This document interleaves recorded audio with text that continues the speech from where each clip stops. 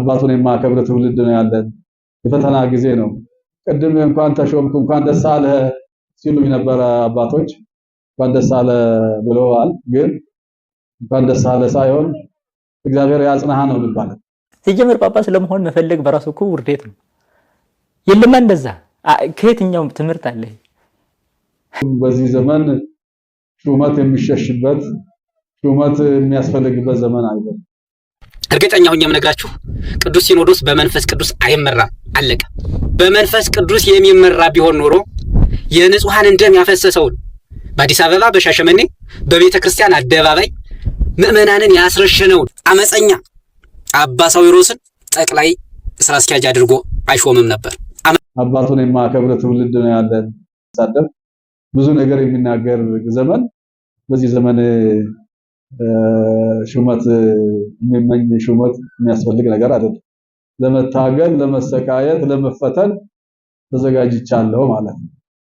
ጨለማ ዘመን እንደዚህ ነው የሚሆነው። መንፈሳዊነት ይጠፋና የእግዚአብሔር ቤት የአምልኮ ቦታ የጥቅም ቦታ ብቻ ይሆናል። አገልጋዮች ደሞዝተኞች ብቻ ይሆናሉ። ሰላም ጤና ይስጥልኝ። እንዴት አላችሁ? በመላው ዓለም የምትገኙ ውድ የዮሃ ሚዲያ ተከታታዮች ዛሬም እንደተለመደው በተለያዩ መረጃዎች ወደ እናንተ መጥቻለሁ። እንግዲህ ዛሬ የምንመለከተው ብፁዕ አቡነ ሳዊሮስ እንግዲህ አባትን የማያከብር ትውልድ ነው ያለው። እኔ ግን ለመስራት ወስኛለሁ፣ ታጥቄ ተነስቻለሁ። እንኳን ደስ ያለ አትበሉኝ። ለመከራ ነው የገባሁትና ስለዚህ አስችሎት ነው የሚባለው። ወጣቱ ግን አባቱን አያከብርም እያሉ ተናግረዋልና ያንን ከምን አንጻር ነው እንዴት ነው ያሉት የሚለውን ነገር በስፋት እንነጋገራለን። እንግዲህ ወጣቶቹ ብዙዎች ኦርቶዶክሳውያን በአቡነ ሳዊሮስ ሹመት ቅሬታቸውን እያሰሙ ይገኛል። ከነበረው ነገር አንጻር ነው ቅሬታቸውን የሚያሰሙት። ሌሎች ደግሞ ብፁዕ ድጋፍና አሁን ምን ሆኗል በዚህ ማህበራዊ ሚዲያ ግማሹ ይደግፋል፣ ግማሹ ጥላቻ ሆኖ ሌላ ታሪክ ውስጥ ወደ መግባት ሰዎች አቡነ ሳዊሮስን ቢቃወሙ የነበረው የተደረገው ቤተክርስቲያን ላይ የደረሰው ፈተና መከራ ከማሰብ ነው። ሌሎች አካላቶች ደግሞ ዛሬ ቢደግፉ ወደ ዘሩና ወደ ብሔር ነገሩ እየተወሰደ ይመስላል። ያንንም በስፋት የምንመለከት ይሆናል። እስከ መርሃ ግብሩ ፍጻሜ አብራችሁን ቆዩ። ይህን ቪዲዮ ላይክ እና ሼር ማድረጋችሁንም አትርሱ። ቤቱንም ሰብስክራይብ በማድረግ ቤተሰብ እንድትሆኑ እየጠየቁ እስቲ ቀዳሚ ያደረግናቸውን ነገር ተመልክተን እንመለስ። ጳጳሳትም ሊቃውንት ነበሩ ቀድሞ፣ አሁንም አሉ። ጥቂቶች ናቸው ለማለት ነው። ጥቂቶች ማለት በጉባኤ ቤት ያለፉ ጥቂቶች ናቸው። ጥቂቶች አሉ እውነት ለመናገር። ከዛ በዘለለ ግን በኮታ አይነት የመሾም ስሜት ይታያል። እኒህ ችግሮች ናቸው አሁን ቤተክርስቲያንም እየፈተኑ ያሉት። በእውቀት በህይወት የሚለካ አይደለም ሹመቱ እየሆነ ያለው እና ያ ከመሆኑ የተነሳ ብዙ ውዥንብሮች ይመጣሉ። ከደማዊና ከስጋዊ ስሜት እና ዘራዊ ከሆነ አስተሳሰብ ያልወጡ ሰዎች ለቤተክርስቲያን ወሳኝ ፈላጭ ቆራጭ ወደ መሆን ሲመጡ የሚያዩት በስጋ ነው። ቤተክርስቲያን ደግሞ በስጋ አይን የምትታይ እንጂ በስጋ አይን የምትታይ አይደለች። በስጋ አይን በነገራችን ላይ ዳቦ እንጂ ሌላ አይታይም። አሁን በስጋ አይን ብቻ የምታይ ከሆነ የምታየው ስጋ ዳቦ ነው። ከዚህ የዘለለ ሊታይ አይችልም። ይሄ ነው ምክንያቱም በዘር የሚመራ በስጋ የሚመራ ሰው ከዚህ ከደማዊነቱና ከስጋዊነቱ ፍትወት የተነሳ ብቻ ስለሚያይ መንፈሳዊን ተመስጦና የመጣችበትን የምትሄድበትን ርቀት አይመለከትም። በዚህ ምክንያት ጉዳት ውስጥ ይገባል ማለት ነው። ስለዚህ ሊቃውንቱ ከነዚህ አይነት ነፃ በሆነ ሐሳብ እንዲያስቡ ሰብሰብ ብለው ችግሮቹን እንዲያዩ። አሁን እያንዳንዱ እኮ የራሱ ሰላም ነው አገር ብሎም የተቀመጠም ሊኖር ይችላል። ደግሞ ችግሩ ገብቶት ደግሞ የሚንገበገብ ይኖራል። ስለዚህ እነዚህ ሲገናኙ የዚህኛው በችግሩ ምክንያት የመንገብገቡ ሐሳብ ወደዛኛው ያስተጋባል። በዚህ ምክንያት አንድ ወደ መሆን ይመጣሉ ማለት ነው። ታዲያ ወሳኙ ሲኖዶስ ቢሆንም ሊቃውንቱ ምን ይሰራሉ ከሆኑም ሊቃውንቱ ምን ይሰራሉ ከተባለ ለሲኖዶሱ ግፊት መፍጠር የሚችሉት ሊቃውንቱ ናቸው። አንድ ከሆኑ ምን አይነት ግፊት ሊፈጥሩ ይችላሉ? ለምን ይሄ ሆነ? በእናንተ በኩል ያለው ክፍተት ይታረም፣ በእኛ በኩል ያለውም ይታረም ብሎ መገሰጽና መናገር ይቻላል። ሲጀምር ጳጳስ ለመሆን መፈለግ በራሱ እኮ ውርደት ነው። የለም እንደዛ ከየትኛው ትምህርት አለ? ከየትኛው ማለት የለም። ራሱ ፈልጎ ጳጳስ የሆነ የለም። አባ ቴዎድሮስ የሚባል ጳጳስ ልትሆን ነው ሲባል ጭምጭምታ ሰምቶ ጆሮውን ቆርጦ ያውቃል። አካለ ጎዶሎ አይሆንም ለማለት ሜዲካል ይጥላል። ራሱን ሜዲካል ይጥላል እንዴ ለጵጵስና ሹመት? ጵጵስናን በተመለከተ በእንደዚህ አይነት ሁኔታዎች መስፈርቶች ነበሩ። ሰውየው ሌሎች ሰዎች በማይነኩት መልክ እነሱን ለማስተዳደር አቅም ያለው እንዲሆን በተለያየ አካል ጎዶሎ እንዳይሆን የሚሉ መስፈርቶች ነበሩ። ያችን አውቆ ነው ራሱን የቆረጠው እስከዚህ ድረስ ማለት ነው። እና እንደዚህ አይነት ነበሩ ነው እነዚህ መስፈርቶች አሁንም አሉ። አሁንማ ምን መች መስፈርት ውስጥ አስቀምጠን ምን ብለን አሁን እኮ የለም። አሁን ምን መስፈርት ይዘን አሁን የሚሾመው ምን መስፈርት ሊሆን ይችላል? ይሄ እኮ ፈተና ነው በጣም ራሱ። እኔ በተለይ አባቶች ቢያው ስለሚሰሙት ፈተናውን ራሳቸውንም አንገሽግሿቸው ስለሆነ ያውቁታል። ብለኛ ስለተናገረው ሌላ ሊመስል ይችላል እንጂ ያለ ህዝብ የሚያውቀው ራሳቸው የሚያውቁት ችግር ነው ይሄ። እና ስለዚህ በይሄ ይቆም ነው። ይሄ ለምን ይሆናል? በቃ አይብዛም ካልንም ራሱ ባይበዛ ይሻላል። ነገር ፈጣሪዎች በስተው ቤተክርስቲያን ከሚጎዱ ባይኖሩ በቃ ጥቂቶች ሆነው በቃ ቢበቁስ አይሻል? እንደዛም ቢሆን በጣም የተሻለ እስኪመጣ ድረስ እና ስለዚህ እንደዚህ አይነት ጨለማ ዘመን እንደዚህ ነው የሚሆነው። መንፈሳዊነት ይጠፋና የእግዚአብሔር ቤት የአምልኮ ቦታ የጥቅም ቦታ ብቻ ይሆናል። አገልጋዮች ደሞዝተኞች ብቻ ይሆናሉ። አገልጋዮች፣ ዘማሪያን፣ ሁሉም የሚያገለግሉ ሰዎች ከሚያገለግሉት ነገር ጥቅም ለማግኘት እንጂ ለክብር ወይም ደግሞ የአገልጋይነት ሳይሆን የተቀጣሪነት መንፈስ በማህበረሰቡ ይኖራል።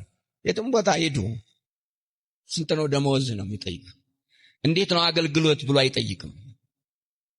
አገልግሎት እንዴት ነው? ስንት ይከፈላል? ደበደሌ አልከፈልከኝም። ትንሽ የኛ አይነት ወደኛ ቀረብ ያለ ይመስላችኋል? እንዴት ነው? ይሄ ዘመን ክፉ ዘመን ነው። እንዲህ አይነት ዘመን ለመምሮቻችን እግዚአብሔር አምላክ ቃለ ሕይወትን ያሰማልን። እንግዲህ መምራችን በስፋት ተናግረዋል። በተለይ ጵጵስና ሹመት ፈልጋለሁ ብሎ መሿም እንደሌለ የተለያዩ በሹመት ዙሪያ ያሉ ነገሮችን በስፋት አንስተዋል። እግዚአብሔር አምላክ በእድሜ በጸጋ ያቆይልን። ምንድነው እስቲ ሲኖዶስ ስንት ሲኖዶስ ነው አሁን ሰውም ግራ እየተጋባ ያለው? የኦሮሚያ ሲኖዶስ የሚባል አለ ወይ? አሁን ላይ በዚህ ሰዓት የኢትዮጵያ ኦርቶዶክስ ተዋሕዶ ቤተክርስቲያን የሚባል ሲኖዶስ አለ። ስንት ሲኖዶስ እንዳለ ብፁዕ አቡነ ናትናኤል ይናገራሉ። ሲኖዶስ አንድ ነው፣ አሁንም አንድ ነው። ከዚህ በፊትም አንድ ነበረ፣ አሁንም አንድ ነው፣ ወደፊትም አንድ ነው ሲኖዶስ። ህዝቡ በቋንቋው እንዲገለገል በሚመስል ጥያቄ ቀርቦ ነበረ በመጀመሪያ። ያ የኛም እምነት ነው። ያ ደግሞ እኛም እንፈልገዋለን። በቋንቋ እያገለገልኩ እኮ ነው እኔ እኮ በቋንቋ በኦሮምኛ ቋንቋ እየቀደስኩ እየዘመርኩ እየሰበክኩ እያገለገልኩ ነው። በኦሮምኛ ስለምፈልገው ነው። ህዝቡ በቋንቋው መስማትና መገልገል ስላለበት ሁላችንም በቋንቋችን መስማትና መገልገል ስላለብን እናስባለን። ይሄ ደግሞ መሆንም ያለበት 100% የማምንበት እምነት ነው። ራሴም የምተገብረው ነው። ሌላ የፖለቲካ አጀንዳ ግን ለቤተ ክርስቲያኒቷ አይጠቅማትም፣ ለሃይማኖቱም አይጠቅም፣ ለህዝቡም አይጠቅምም። አለያየን እንጂ አንድ አላደረገንም። ሃይማኖታችን አንድ አድርጋን ጠብቃን ኖራ ነበረ። ፖለቲካ ግን አለያየን። ለብፁዕ አባታችን እግዚአብሔር አምላክ በእድሜና ጤና ይስጥልን። የብፁዕነታቸው ብራክ ለሁላችን ይድረሰን። እንግዲህ አንድ ሲኖዶስ ነው ያለው፣ አንዲት ቤተክርስቲያን ነው ያለችው። እንግዲህ አንድ ቅዱስ ሲኖዶስ በብፁዕ ቅዱስ ፓትርያርኩ አቡነ ማትያስ የሚመራ አንድ ሲኖዶስ ነው አሁን ላይ ያለው። ይሄ ግልጽ ሊሆን ያስፈልጋል። ግማሾቹ በትግራይ የሚገኝ ሲኖዶስ አለ። ያ እንግዲህ ከኢትዮጵያ ኦርቶዶክስ ተዋሕዶ ቤተክርስቲያን ተገሎ ያለ ነው። ምክንያቱም ቅዱስ ሲኖዶስ አውግዟቸዋል፣ ተወግዞ ስላሉ ማለት ነው። የኦሮሚያ ሲኖዶስ የሚባለው ደግሞ በሰዓቱ የተመሰረተ ነበር። እንግዲህ በስምምነት በቀኖናው መሰረት ወደ ቤተክርስቲያኑ ተመልሶ ያ ሲኖዶስ የሚባል ታሪክ እንደሌለ ሁላችንም ልንረዳውና ልንገነዘበው ያስፈልጋል። ሌላው የምንመለከተው ቀጣይ ያደረግነው እስቲ ብፁዕ አቡነ ሳዊሮስን የሚደግፉ አካላቶች የሚቃወሙ አካላቶች ደግሞ ከምን አንጻር ነው የሚለውን እንመልከት። እርግጠኛ ሆኜ የምነግራችሁ ቅዱስ ሲኖዶስ በመንፈስ ቅዱስ አይመራም። አለቀ። በመንፈስ ቅዱስ የሚመራ ቢሆን ኖሮ የንጹሃንን ደም ያፈሰሰውን በአዲስ አበባ በሻሸመኔ በቤተ ክርስቲያን አደባባይ ምዕመናንን ያስረሸነውን አመፀኛ አባ ሳዊሮስን ጠቅላይ ስራ አስኪያጅ አድርጎ አይሾምም ነበር።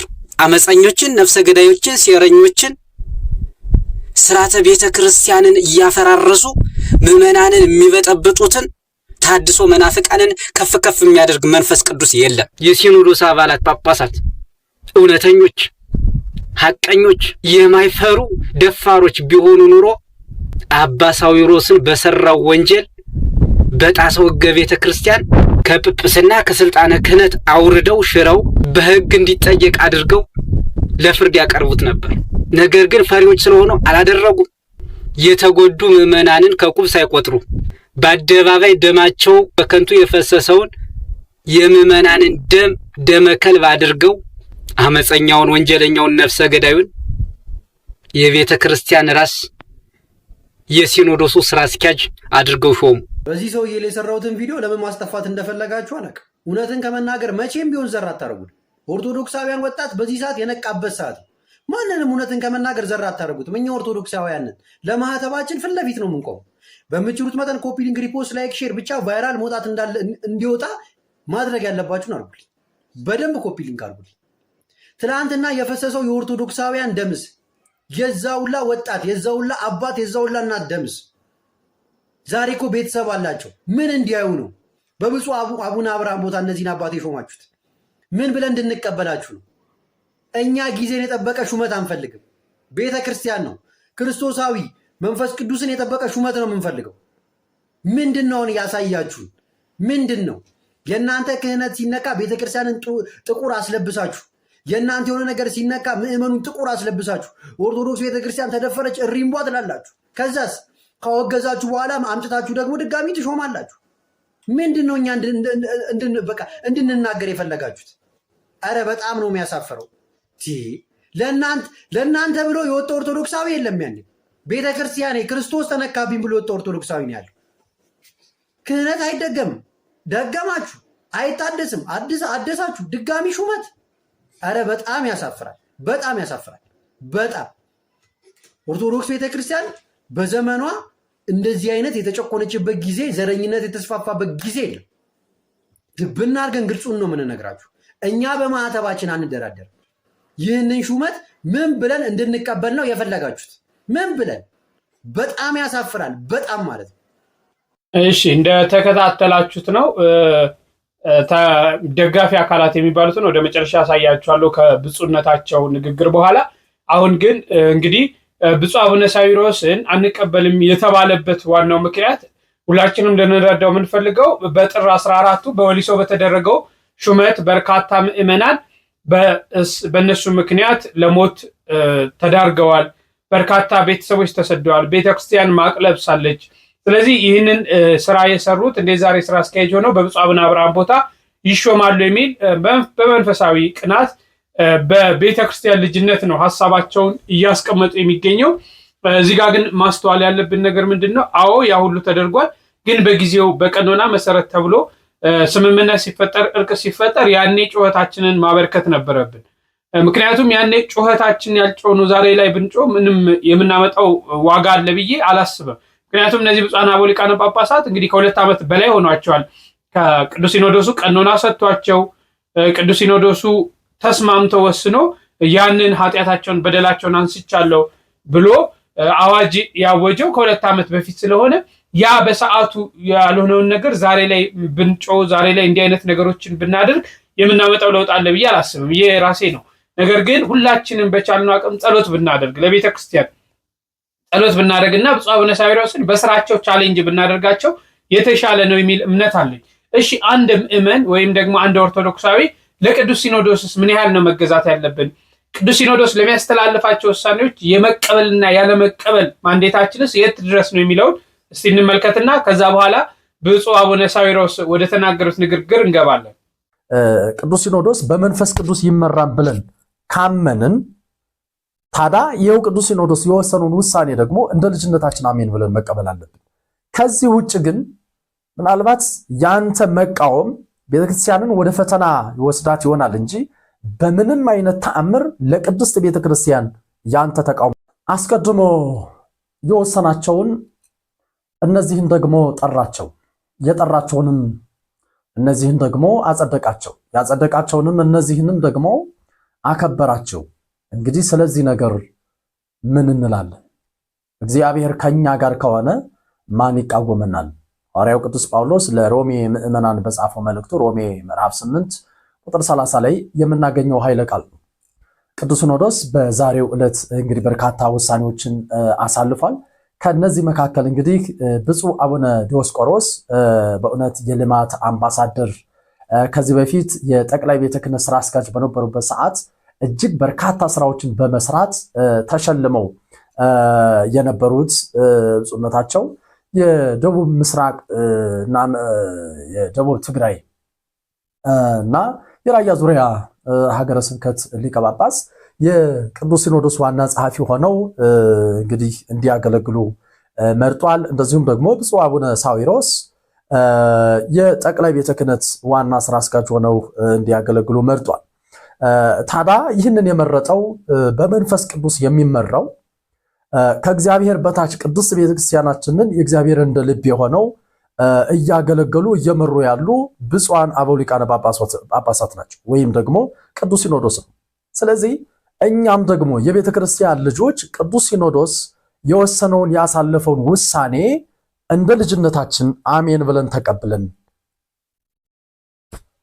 እናገለግላለን ማለት ነው።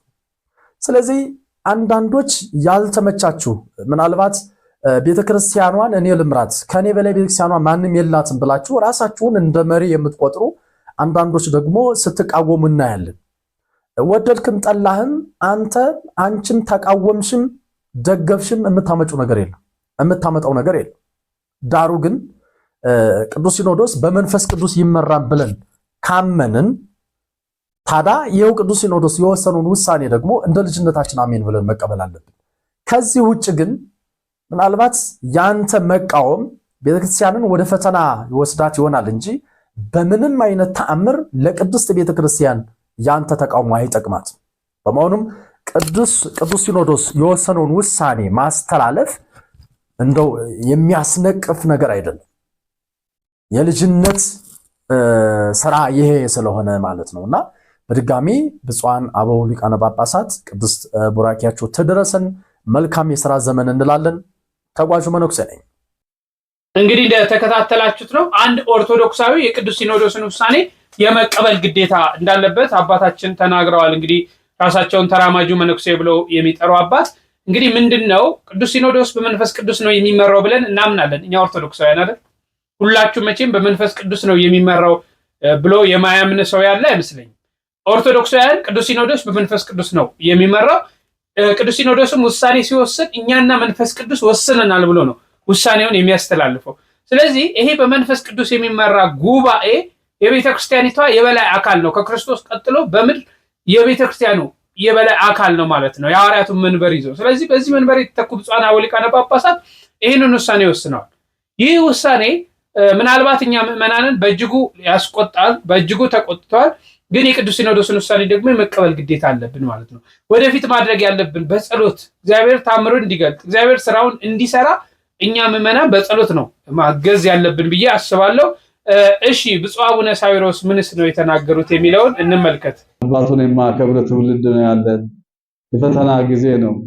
ቅድም እንኳን ተሾምኩ እንኳን ደስ አለህ ሲሉ የነበረ አባቶች እንኳን ደስ አለ ብለዋል። ግን እንኳን ደስ አለ ሳይሆን እግዚአብሔር ያጽናህ ነው የሚባለው። እግዚአብሔር ያጽናህ ነው እንጂ እንኳን ደስ አለ አይባልም። ምክንያቱም በዚህ ዘመን ሹመት የሚሸሽበት ሹመት የሚያስፈልግበት ዘመን አይደለም። የፈተና ጊዜ ነው። ፈተና ነው። ሹመት ማለት አባቶቻችን እንደሚናገሩት ሺህ ሞት ማለት ነው።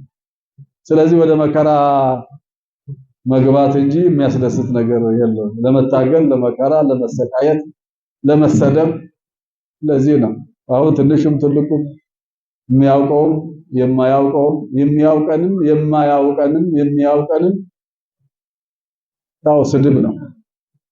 አባቱን የማከብር ትውልድ ነው ያለን። ሳደብ ብዙ ነገር የሚናገር ዘመን በዚህ ዘመን ሹመት የሚመኝ ሹመት የሚያስፈልግ ነገር አይደለም። ግን ያው በመንፈስ ቅዱስ የሚመራው ቅዱስ ሲኖዶስ ትሰራለህ መስራት አለብህ ብሎ ስለዚህ እስከምችል ድረስ መቼም መታገል ነውና ለመታገል ለመሰቃየት ለመፈተን ተዘጋጅቻለሁ ማለት ነው።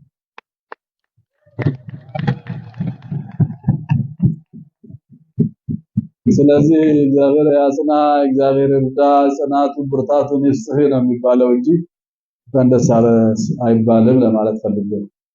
ስለዚህ እግዚአብሔር እንግዲህ የሚያሰራም እሱ ነው፣ የሚጠራም እሱ ነው። የሱ ስራ ነው፣ የሱ ፈቃድ ስለሆነ እግዚአብሔር እንዳደረገን እግዚአብሔር እንደፈቀደልን እንሆናለን ማለት ነው። እግዚአብሔር እሱ ፈቃዱ ስለሆነ ማለት ነው። እሱ ባይፈቅድ ኖሮ የሚሆን ነገር የለምና ሁሉን የሚያስችል እግዚአብሔር ነውና እሱ እንግዲህ አስጀምሮ እናንተም ጀምራችሁ እንደፈጸማችሁ እኔም ደግሞ ጀምሬ በሰላም እንዲፈጽም የሱ ቅዱስ ፈቃዱ ይሁንልኝ። እግዚአብሔር አክብርልን፣ እግዚአብሔር ይስጥልን።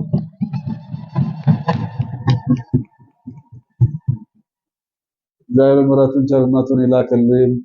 እግዚአብሔር ሁላችሁን ይባርካችሁ፣ ቀድሳችሁ ከክፉ ነገር ሁሉ ይሰውራችሁ። ቤተክርስቲያናችንን ከፈተና ይጠብቅልን። ሁላችሁንም ልጆቻችሁን አሳድጎ ለቁም ነገር ያብቃላችሁ። በልጆቻችሁ ለመደሰት ያብቃችሁ። አቡነ ዘበሰማያት አባት። እሺ እንደተከታተላችሁት ነው ብፁዕ አቡነ ሳዊሮስ እንግዲህ ጠቅላይ ቤተ ክህነት ዋና ስራ አስኪያጅ ሆነዋል። የተናገሩት እንግዲህ ትውልዱ አባቱን አያከብርም፣ በመንፈስ ቅዱስ የሚመራ ቅዱስ ሲኖዶስ ስራ ብሎ አዞኛል፣ መርጦኛል። እንኳን ደስ ያለ አትበሉኝ፣ የተጣልኩት እሳት ላይ ነው፣ ሺሞት ነው ሹመት ማለት። ስለዚህ አስችሎት ነው የሚባለው። በ3 ዓመት ሲያገለግሉ የነበሩትን እንግዲህ እግዚአብሔር አስፈጽሟቸዋል። እኔንም እግዚአብሔር እንዲያስፈጽመኝ የሱ ቅዱስ ፈቃድ ይሁንልን ብለው ብፁዕነታቸው ተናግሯል ማለት ነው። ይህንን በቅርብ የተናገሩት ቪዲዮ ነው ከሹመቱ በኋላ። እሺ ይህንን ተከትሎ ነገርየው ወደ ብሔር፣ ወደ ዘር፣ ወደ ጎሳ እየቀየሩ ያሉ አካላቶች አሉ።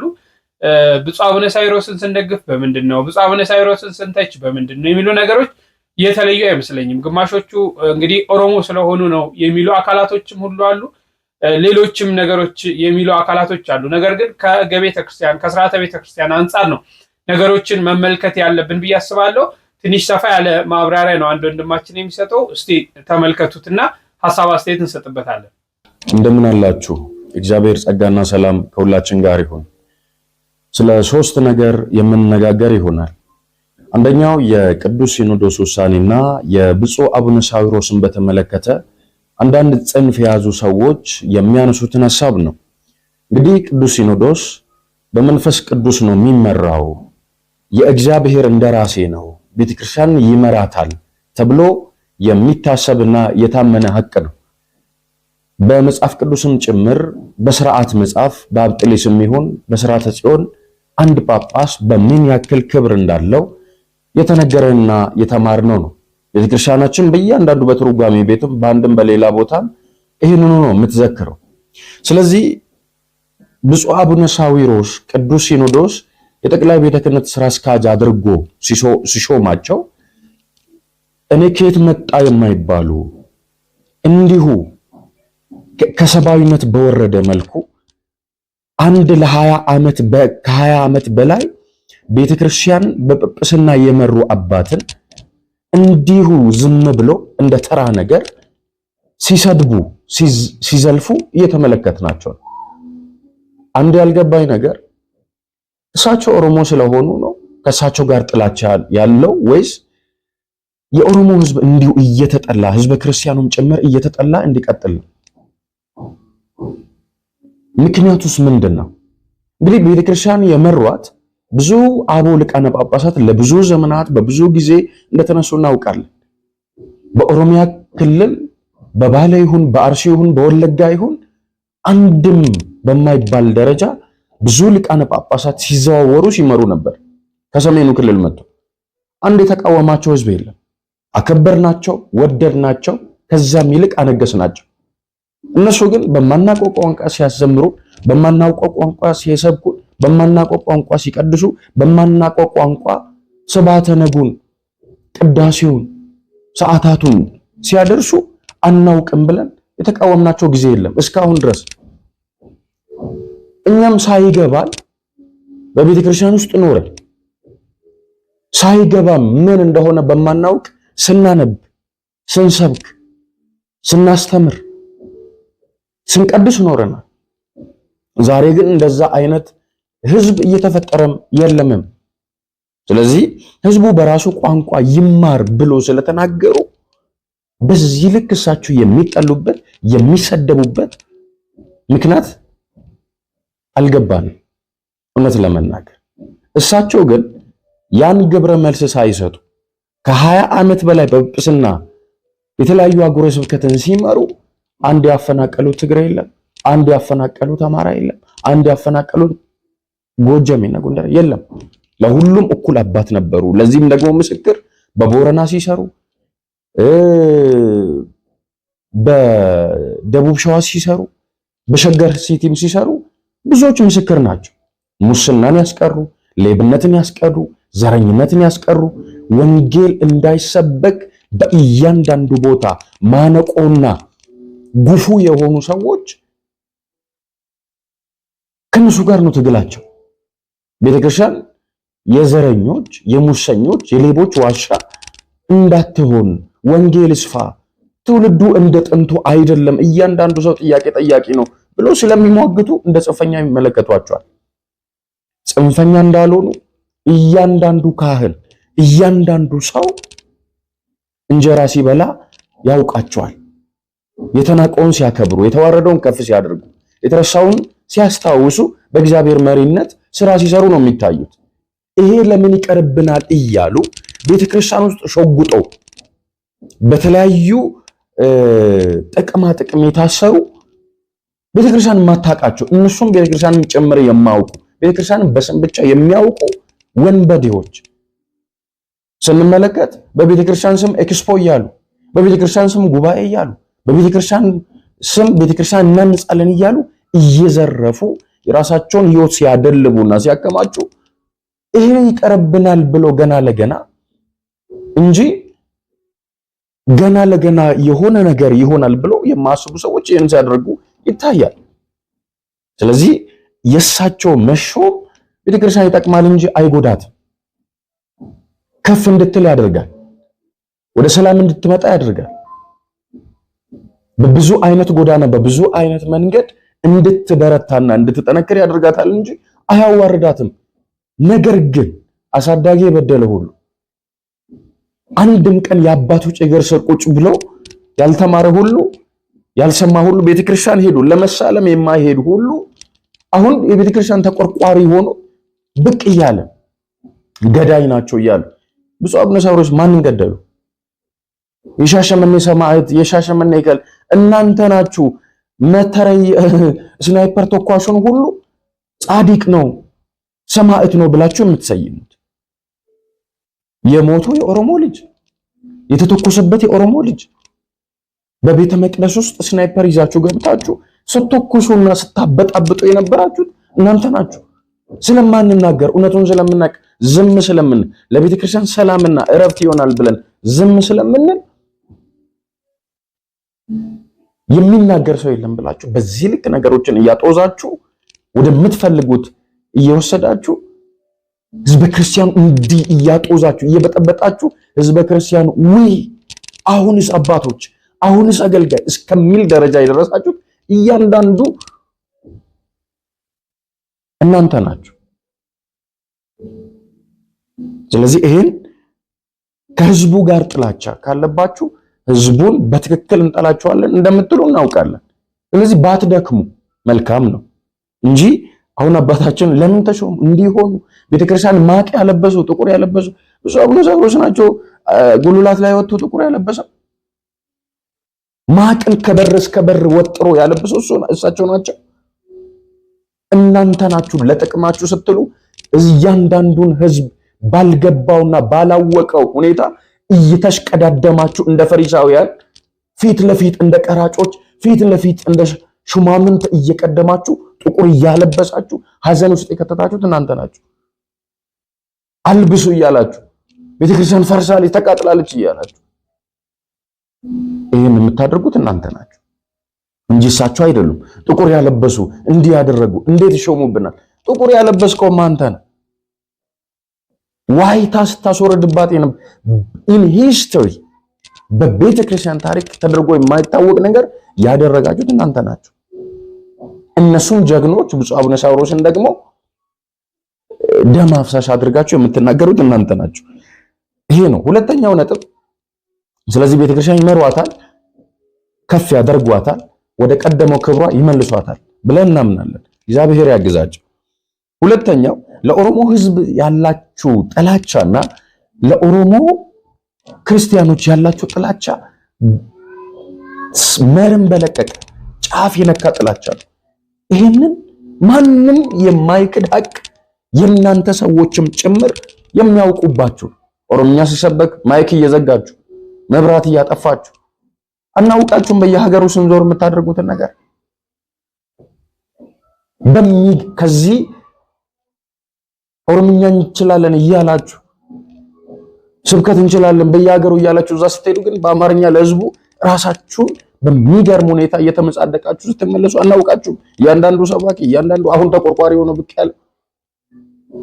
ስለዚህ ለኦሮሞ አባቶች ያላችሁ ጥላቻ በባለፈው ብፁዕ አቡነ ገብርኤል የሆነ ነገር ተናገሩ። ከሳቸው ይልቅ ቤተክርስቲያን በታሪኳ መናፍቅ እንኳን የማያምነው እንኳን የማይናገረው ሲናገሩ አንድ ሰው ኮሽ ያለ ሰው የለም። ይሄ በጣም የሚያሳዝንና የሚገርም ነገር ነው። ስለዚህ ለኦሮሞ ህዝብና ለኦሮሞ አባቶች ያላችሁ ጥላቻ እጅግ የሚያስጠላ የሚዘገንን ነው። ስለዚህ ይሄንን ታውቆባችኋል፣ ብታርፉ ነው የሚሻለው። ሶስተኛ ለቤተ ክርስቲያን ያላችሁ ጥላቻና የግል ፍላጎታችሁን ብቻ ስለምትከተሉ ለወንጌል ቦታ አትሰጡ፣ ለቅዳሴ ቦታ አትሰጡ፣ ለውስጥ ላለው አገልግሎት ቦታ አትሰጡ። የራሳችሁን ፍላጎትና ምኞት ብቻ ነው የምትናገሩት።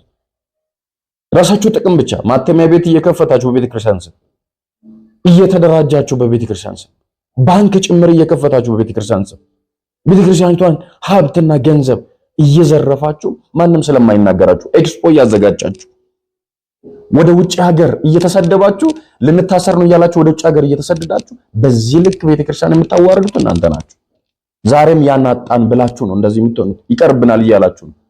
ዜሪ ማራችሁ እንደተከታተላችሁት ነው። ሰፋ ያለ ሐሳብ ለማንሳት ሞክሯል።